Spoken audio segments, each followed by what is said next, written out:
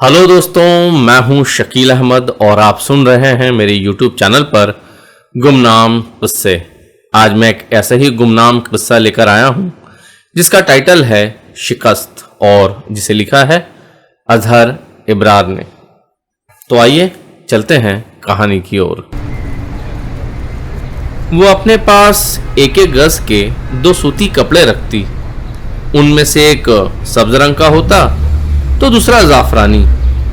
जब भी उसे मस्जिद की सीढ़ियों पर बैठने का मौका नसीब होता, वो सब्ज कपड़ा इस सलीके से ओढ़ती गोया इज्जत और पाकिज़गी की मूरत हो। जब मंदिर के सामने बैठती तो जाफरानी कपड़ा पहन लेती और किसी देवी के जैसा रूप धारण कर लेती। वो कौन थी, कहाँ से आई थी, हिंदू थी या मुसलमान, किसी को खबर न थी। उसकी पहचान बस यही थी कि वो एक भिखारन थी।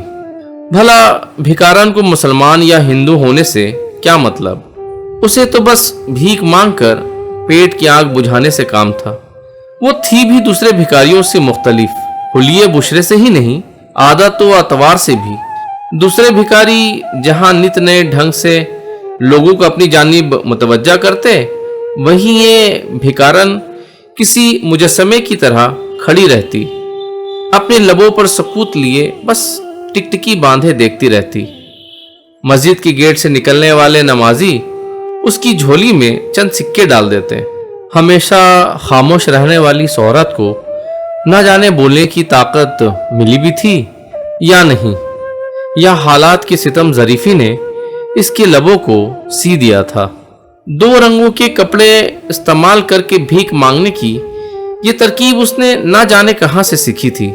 लगता था पैसे हासिल करने का ये अनोखा तरीका उसके दिमाग की ही पैदावार थी।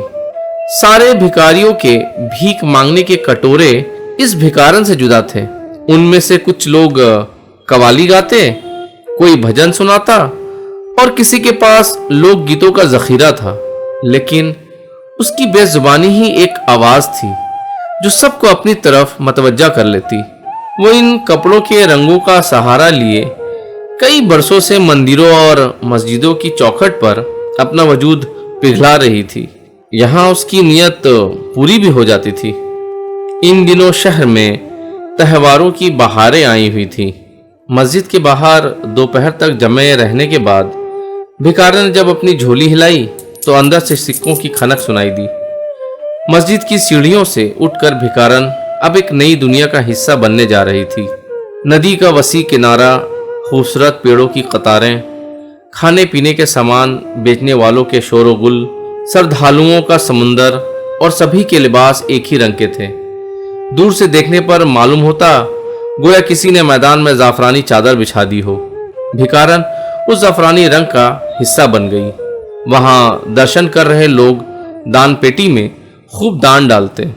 नीचे जमीन पर कतार में बैठे हुए भिखारियों को भी कुछ न कुछ देकर चले जाते। यहाँ बेशुमार घंटियों की आवाजें, एक कतार में जगह जगह छोटी बड़ी दुकानें जिनमें कुमकुम, नारियल, फूल, गेरुए रंग के कपड़े और खुशबूदार अगरबत्तियां सजी हुई थीं, जबकि दूसरी कतार में बच्चों के खिलौनों की दुकानें थीं। ऐसा महसूस होता था गोया एक बहुत बड़ा मेला लगा हुआ है। यहाँ वसी मंदिरों की श्रृंखलाएं थीं। गणपति के मंदिर की कुशादा सीढ़ियों पर भिखारन जाफरानी कपड़ा बदन से चिमटाए हाथ पसारे यूं खामोशी से जम गई जैसे किसी बुत तराश ने अजंता से एक मूरत लाकर रख दी हो।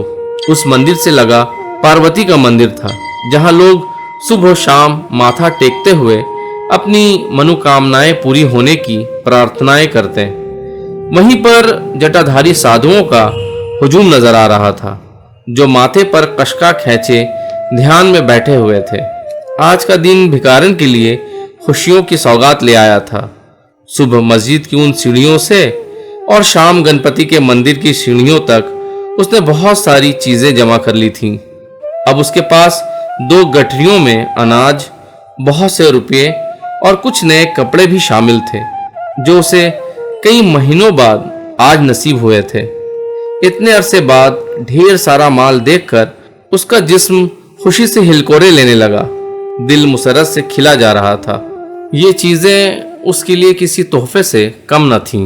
वो अपने दोनों हाथ उठाकर सारे संसार के लिए दुआ मांगने लगी। भिखारन के सीने में जज्बात का एक समुंदर ठाटे मारने लगा।